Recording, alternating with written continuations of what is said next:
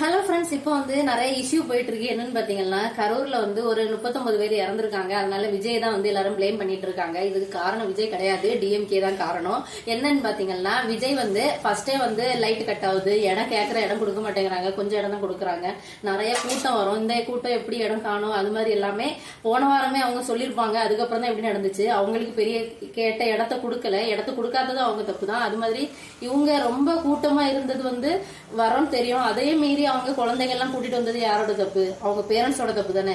இப்போ ரொம்ப கிரௌட், இப்போ நம்மளே ஒரு கூட்டத்துக்கு திருவிழாக்கெல்லாம் போறோம்னா குழந்தையெல்லாம் ரொம்ப ஜாக்கிரதையா தான் கூட்டிட்டு போவோம். இதுக்கு முன்னாடியே டிவிக்கே நிறைய இடத்துல பண்ணிருக்காங்க. அப்பவே அவங்க எல்லாருக்குமே தெரியணும், இந்த அளவு கூட்டம் வரும், நம்ம கூட்டிட்டு போலாமா வேண்டாமா, பார்க்க ஆசையா இருந்தா டிவில பாத்துக்கலாம், இல்லைன்னா வேற எங்கேயாவது கூட பாத்துக்கலாம். இந்த மாதிரி கூட்டம் எடுத்து கூட்டிட்டு போகலாமா?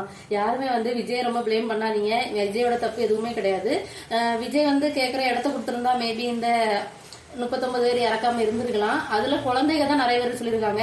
முக்கியமா இனிமே யாராவது இது மாதிரி கூட்டத்துக்கு எல்லாம் போனீங்கன்னா குழந்தைகள் எல்லாம் கூட்டிட்டு போகாதீங்க. உங்களுக்கு பெரிய ஆளுக்கு பார்க்க ஆசை இருந்துச்சுன்னா நீங்க போய் பாருங்க. அதே மீறி உங்களுக்கு தண்ணி சாப்பாடு இதெல்லாம் தேவையா அதெல்லாம் எடுத்துட்டு போங்க. ஏன்னா நிறைய பேர் போயிருக்கனால நீங்க நியூஸ் எல்லாம் பார்த்தனால உங்களுக்கு கண்டிப்பா தெரிஞ்சிருக்கும் இந்த இதெல்லாம் நீடு இருக்கு. அது மாதிரி நீங்க அதனால ரொம்ப சேஃபா இருங்க. உங்க குழந்தைகள் எல்லாம் முக்கியமா கூட்டிட்டு போகாதீங்க. அதுக்குன்னு நீங்க இவர் வந்ததுனாலதான் குழந்தை இறந்துடுச்சு அது மாதிரி எல்லாம் சொல்லாதீங்க. நீங்க போனது உங்களோட தப்பு தான்.